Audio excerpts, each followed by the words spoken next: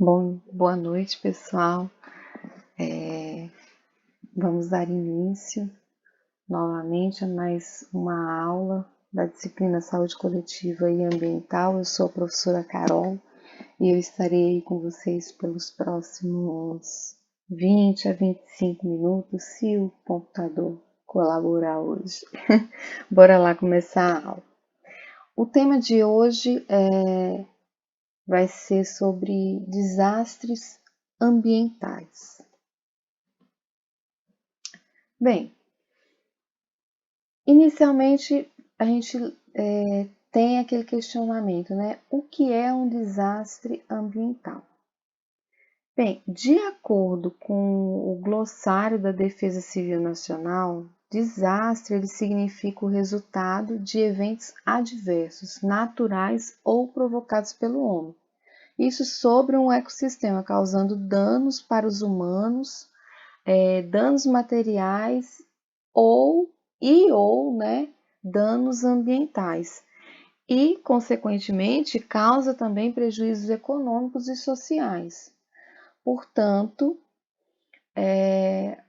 um desastre ambiental, os impactos ambientais que um desastre ambiental causa são incalculáveis, né?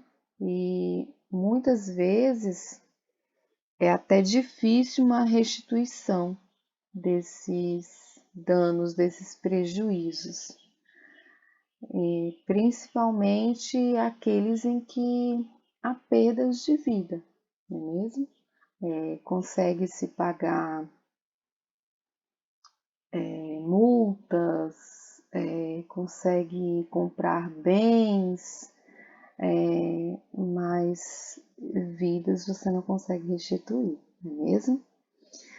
Bem, os desastres ambientais, eles podem ser antropogênicos, e aí os desastres antropogênicos, eles são gerados pelas ações ou omissões humanas. Temos como exemplo contaminação de rios, incêndios em instalações e edificações com grandes quantidades de usuários. E os desastres naturais, eles são causados pelo impacto de um fenômeno natural de grande intensidade que pode ou não ser agravado pelas atividades antrópicas, pelas atividades do homem. Por exemplo, temos deslizamentos, enxurradas, vendavais, abalos sísmicos.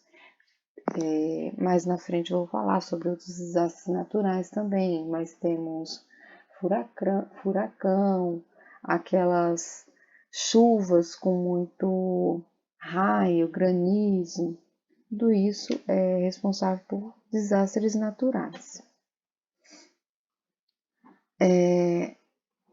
Esses desastres, eles podem ser classificados de acordo com sua evolução, com sua intensidade, com a origem, certo? E aqui nesse primeiro slide a gente já falou, né, sobre alguns pontos em relação à classificação, em relação à origem, como os desastres antropogênicos ou naturais. Os desastres, eles podem ser eles são mensurados de acordo com o nível, certo? O nível 1 são desastres de pequeno porte ou acidentes, o nível 2 são desastres de médio porte, o nível 3 são desastres de grande porte e o nível 4 são desastres de muito grande porte.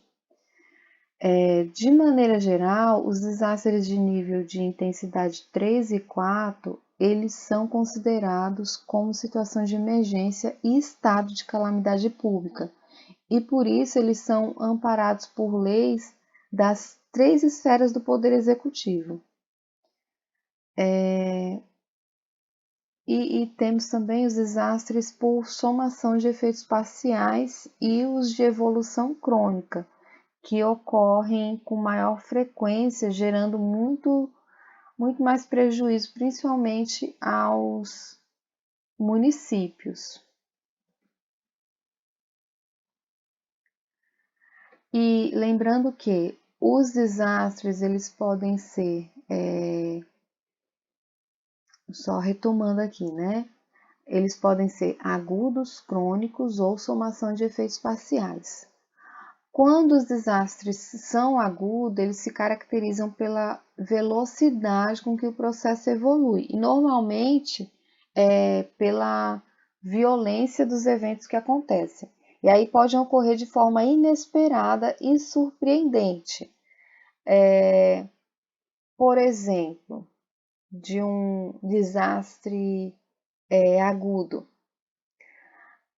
Nós temos, eu não sei se vocês já ouviram falar, tromba d'água.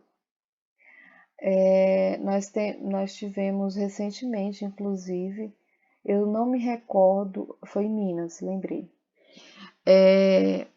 Nós tivemos um desastre em relação a uma tromba d'água numa cachoeira. Tromba d'água é quando não tem a correnteza na cachoeira, ela está normal, e assim, em questão de segundos, vem uma enxurrada. Isso chama-se tromba d'água. É um exemplo de um desastre, e assim, dependendo da intensidade, né, dessa tromba d'água, ela pode causar danos e prejuízos, e aí, nesse caso, ela é considerada como um desastre, certo? Esse é um exemplo que me veio aqui em mente rapidamente. Uma chuva muito forte e intensa pode ser considerado, se houver prejuízos, né? Pode ser considerado um desastre agudo. Os crônicos, né? São desastres que caracterizam por serem insidiosos e por ter uma evolução através de etapas de agravamento progressivo. Aí nós temos como exemplo as secas. E temos também a somação de efeitos parciais, que se caracterizam pela somação de numerosos acidentes ou ocorrências semelhantes, cujos danos, quando somados ao término de um determinado período, eles definem um desastre muito importante. Aí nós temos como exemplo acidentes de trânsito, acidentes de trabalho. Esses são alguns dos exemplos. E aí, como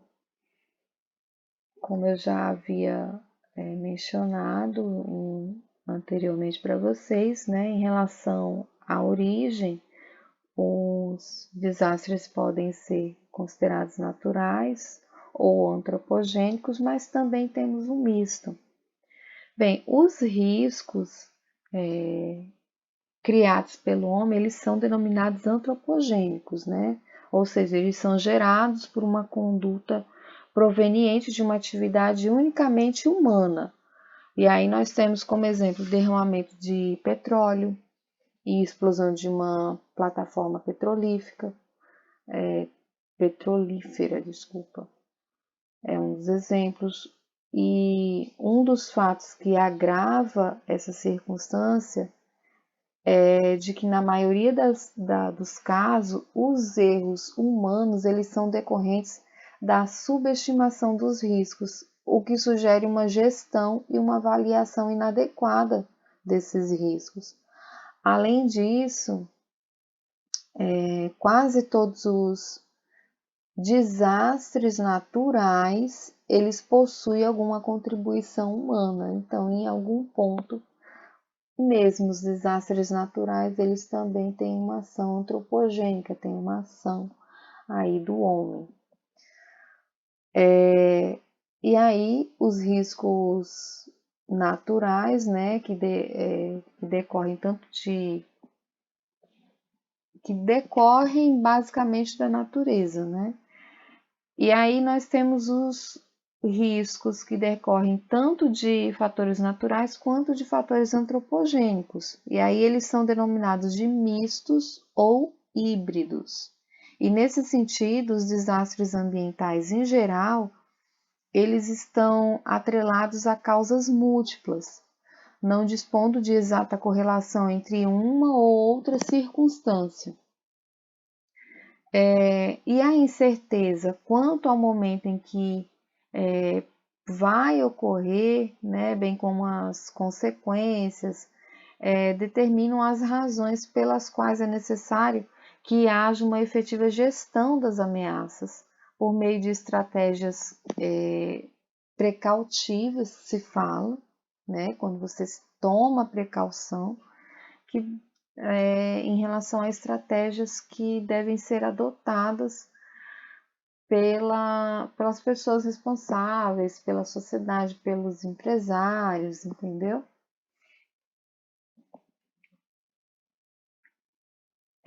As secas, como eu já havia falado, é um dos exemplos de desastre natural. Elas se instalam periodicamente na região nordeste do Brasil e está relacionada com múltiplos fatores que são condicionados pela geodinâmica terrestre global em seus aspectos climáticos meteorológicos. E as secas é mais um fator limitador, né, principalmente no semiárido do Nordeste, e é limitador tanto para a vida humana quanto para a vida animal, quanto para a agropecuária, né, é responsável pela redução também da produção de culturas de subsistência, desnutrição das famílias, diminuição das condições de saúde das populações, é responsável pela formação de verdadeiros bolsões de pobreza e miséria. Também é responsável pela imigração de pessoas dos campos para as cidades e contribui para comprometer ainda mais os já precários serviços básicos de saneamento, saúde, educação, transporte e habitação. Ou seja, é também um fator de agravamento do subdesenvolvimento social. Temos também as inundações, que também é como um dos exemplos de desastres naturais e em alguns pontos também podem ser considerados como desastres mistos. Elas são provocadas por chuvas intensas, súbitas e violentas, com elevações de rios, lagos, canais ou áreas represadas, que escoam de forma rápida e intensa, provocando transbordamento. Esse tipo de desastre ele costuma surpreender pela sua violência e na maioria das vezes não tem como não tem como sugerir previsibilidade.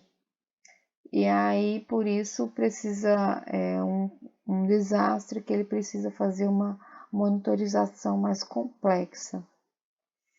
E, segundo estimativas, cerca de mais de 1,5 milhões de pessoas são afetadas por inundação todos os anos, inclusive com o registro de mortes e desabrigados. Por isso, o governo federal ele sempre aplica milhões de reais de recursos em ações assistenciais, além, é claro, de aporte de outros recursos estaduais e municipais. Temos também desastres com produtos perigosos. E aí, produto perigoso é aquele que representa risco à vida, ao meio ambiente e ao patrimônio individual ou público. De acordo com as Nações Unidas, nós temos a classificação aí de 9 produtos perigosos. Temos da classe 1, que são os explosivos, classe 2 são os gases, classe 3 são os líquidos inflamáveis, classe 4 são os sólidos inflamáveis, Classe 5 são as substâncias oxidantes. Classe 6 são as substâncias tóxicas. Classe 7 são os materiais radioativos. Classe 8 são as substâncias corrosivas. E classe 9 são as substâncias e artigos perigosos diversos que não se enquadraram aí nessas outras classes. Como exemplo de desastres relacionados a produtos perigosos, nós temos, por exemplo, um desastre, um acidente, né, que ocorreu através de um duto de gasolina na Vila Socó, em Cubatão, em São Paulo. A Petrobras enterrou uma rede de dutos para transporte de combustíveis, sobre a qual a população da Vila Socó construiu uma favela. E aí, com o vazamento de um dos dutos, o combustível derramado ele gerou um grande incêndio com quase 200 mortos. Esse é um dos exemplos, né? Temos também o exemplo de um shopping center, né? Um shopping center em Osasco, onde foi constatado um vazamento na instalação fixa subterrânea destinada a conduzir o GLP, que é o gás de cozinha, isso para diferentes pontos desse prédio. E aí o gás sob pressão ele explodiu na parte inferior da construção. E aí foi responsável por uma destruição parcial do shopping. Deixou cerca de 40 mortos e inúmeros feridos. Esse é um dos exemplos de desastres com produtos perigosos. Temos aí também como exemplo o derramamento de petróleo, né? O mais grave e problemático acidente em águas marinhas, principalmente. É comum, às vezes demora a ser divulgado, mas por incrível que pareça, é um acidente comum. As causas geralmente está relacionada a vazamento em tubulações nas plataformas de petróleo que são instaladas em alto mar, vazamentos de petróleo em navios petroleiros, lançamento no mar de água utilizada na lavagem de tanques, que são os reservatórios de petróleo dos navios petroleiros. Então, geralmente, as causas são essas. De maneira geral, os derramamentos eles acontecem por falhas estruturais dos equipamentos, falhas humanas de operação e pela pressão do oceano sobre o assoalho, que pode também provocar fissuras. Mas a gente sabe que esses equipamentos eles precisam de uma manutenção. Então, por isso, na maioria das vezes, temos falhas humanas de operação. E aí deve ser evitado esse derramamento de petróleo, ele deve ser evitado com medidas preventivas, porque a correção dos danos é impossível. Na maioria das vezes, os desastres eles provocam danos que é impossível você resgatar o estado inicial antes do desastre. E em especial, gente, quando se trata de derramamento de petróleo, né? Principalmente porque afeta bruscamente a vida aquática e, consequentemente, a nossa também.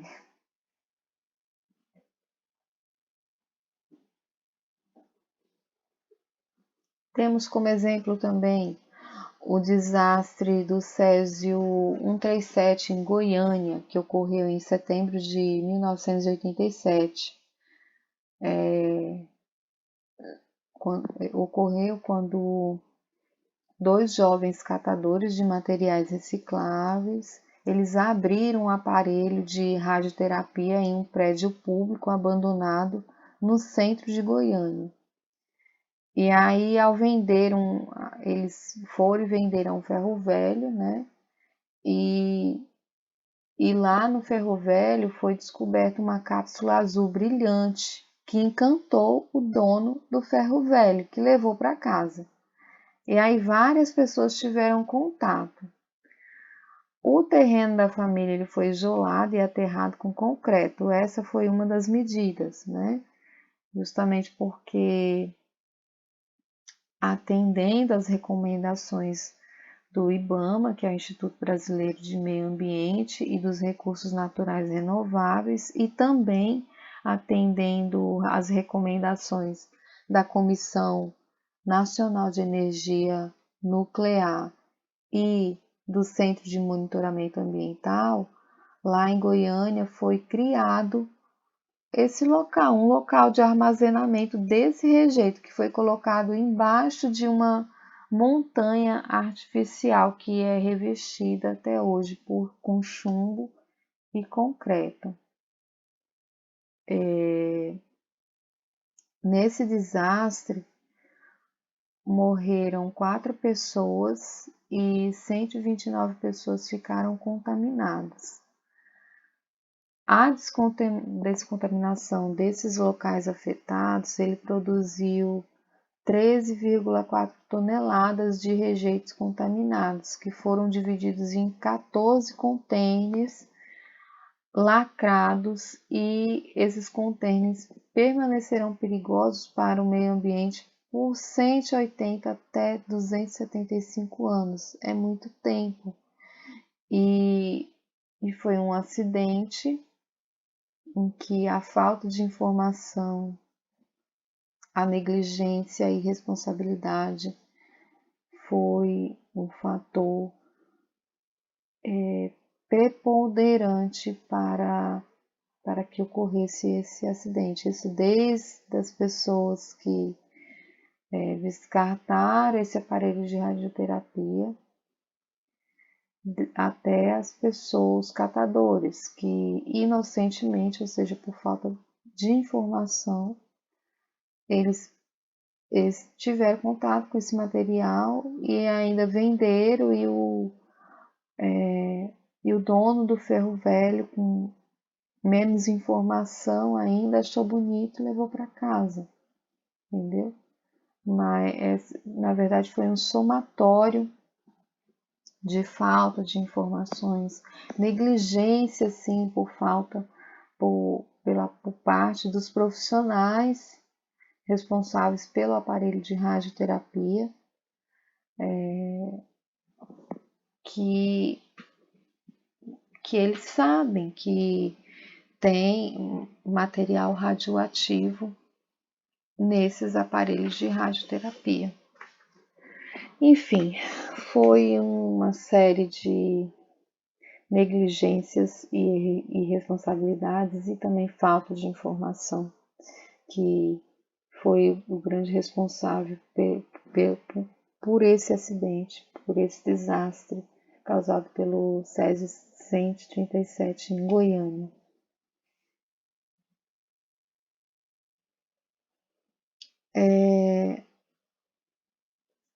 E aí temos também o desastre de Mariana, né? O pessoal comumente fala desastre de Mariana, que ocorreu em novembro de 2015.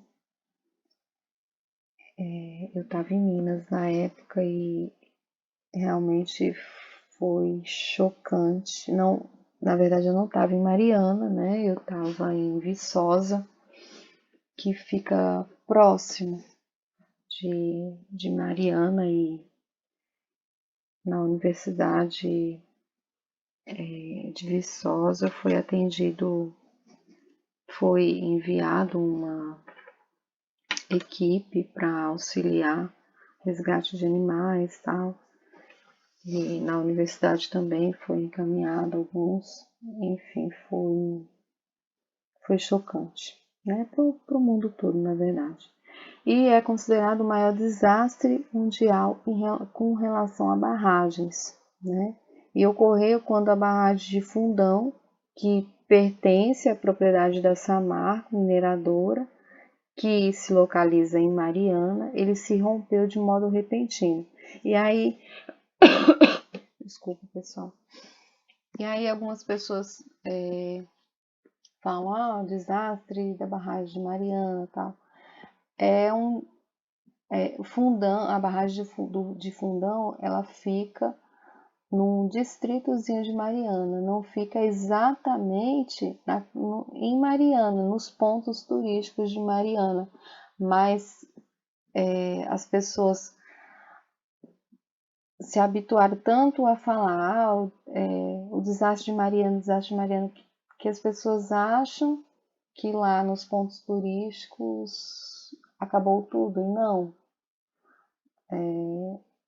continua lá. E infelizmente o turismo nessa região diminuiu e a maioria das pessoas viviam do turismo, e com essa diminuição muitas pessoas fecharam seus negócios, outros se mudaram, enfim, justamente por conta desse impacto social que causou, que a barragem causou. Esse foi um dos impactos, né?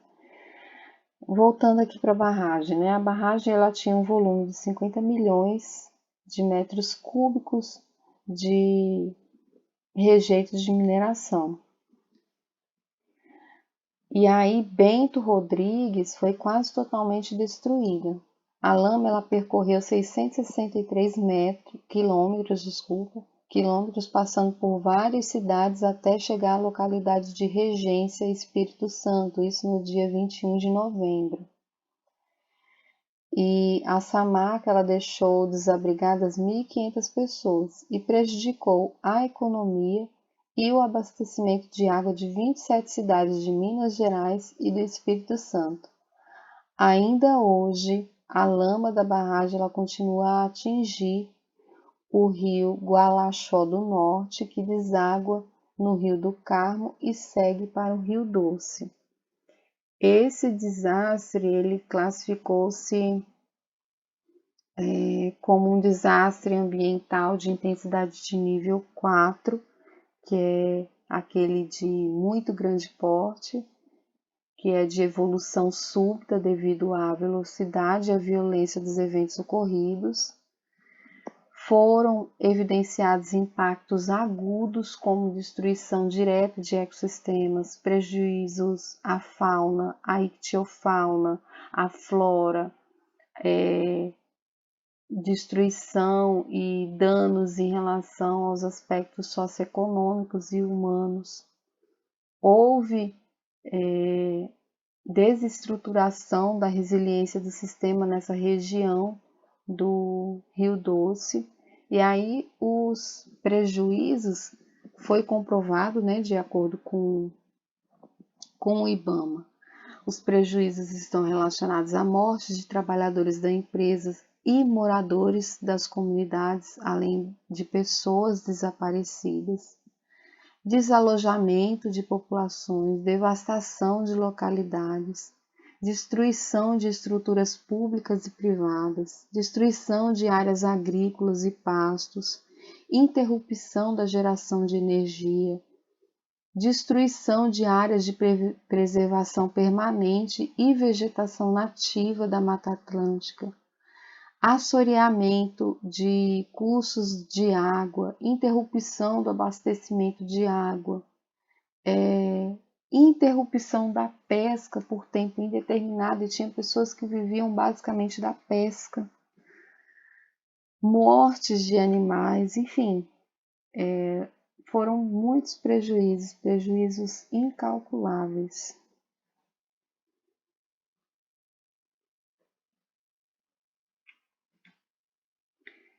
E como desastres naturais, inclusive anteriormente a gente já relatou alguns, né?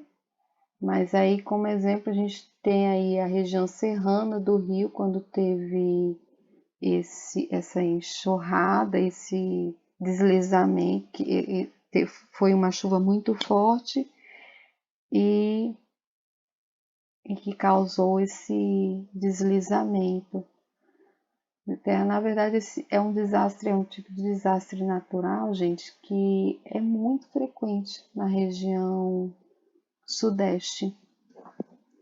E é desesperador, viu?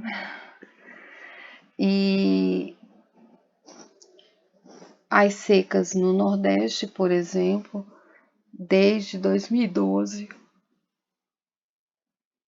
ela, em alguns pontos, ela tem se intensificado muito e é um dos exemplos também de desastre natural. Mas como desastres naturais, a gente pode citar também não somente as secas, as enxurradas, nós também podemos citar ciclones, e os deslizamentos de terra, né, como eu já havia dito, erosão, erupção vulcânica, e aí os ciclones temos o furacão, o tufão, né? Incêndio florestal, lógico, alguns são provocados por ação humana, mas alguns ocorrem naturalmente mesmo, em decorrência de seca. Inundação, queda de meteoro, tempestades, especialmente aquelas que tem gelo, granizo, né? Raios, muitos raios também pode ser considerado como desastre natural. E aí, gente, a gente percebe que na maioria dos casos, os acidentes eles ocorrem pela falta de prevenção. E é inquestionável que os desastres ambientais eles trazem consequências ambientais, econômicas e sociais graves. Podemos salientar até que os mesmos desastres eles não se limitam a prejuízos diretos, eles podem inclusive ocasionar outros danos a médio e longo prazo. Por isso exige em determinadas situações um monitoramento contínuo do ambiente.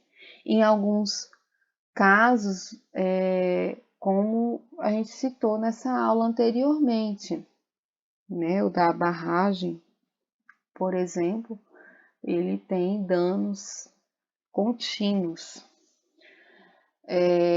Por isso é importante a compreensão dos desastres ambientais e dos seus impactos por todos os setores da sociedade, principalmente quando envolve empresários, para que se possa, junto com técnicos e outros profissionais, promover o cumprimento das normas técnicas de segurança. A gente sabe que o setor privado ele convive diariamente com o enfrentamento de toda sorte relacionada a riscos, né? E qualquer atividade econômica é capaz de provocar um desastre, e aí por isso, às vezes, precisa de mais cautela, na maioria das vezes precisa de mais cautela e um pouquinho de sorte para evitar esses riscos, né, esses desastres.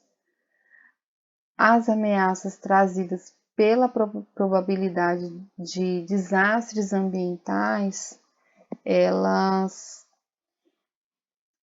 na nossa realidade, ela tem sofrido também com auxílio, não vou dizer auxílio, mas ela também tem sido efetivada também por uma ação humana.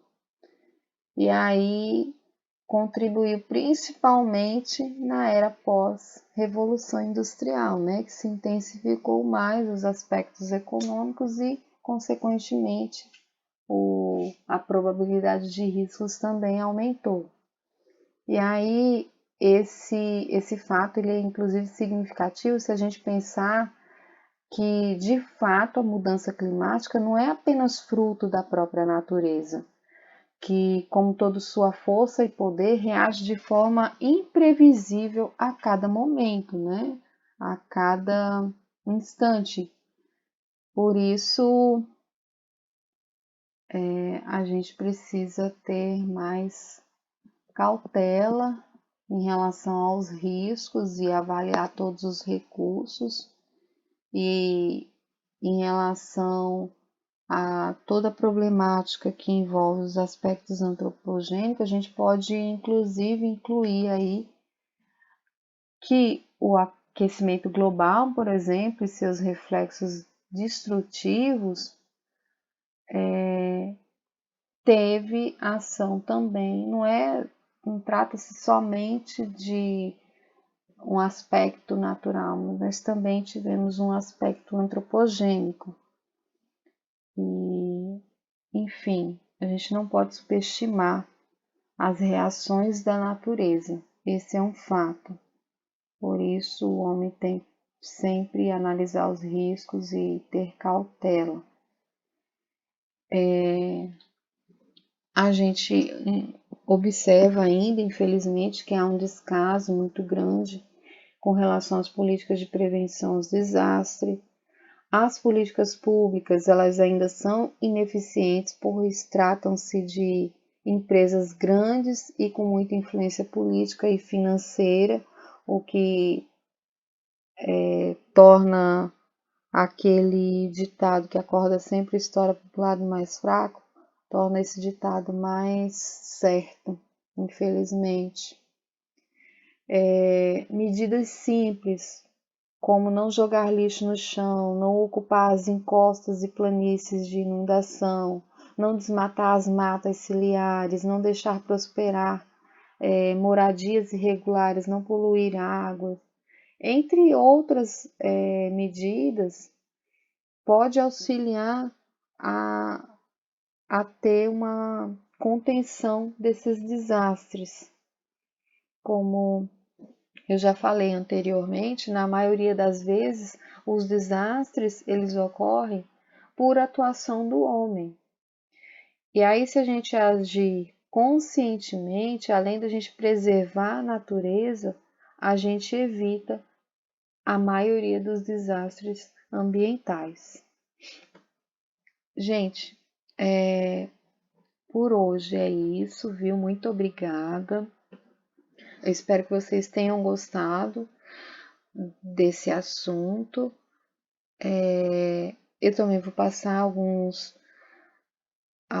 vídeos complementares curtos, mas vou passar uns vídeos complementares para vocês, certo? Qualquer dúvida pode entrar em contato comigo, que eu estou à disposição de vocês para sanar essas dúvidas. Fiquem com Deus e se cuidem.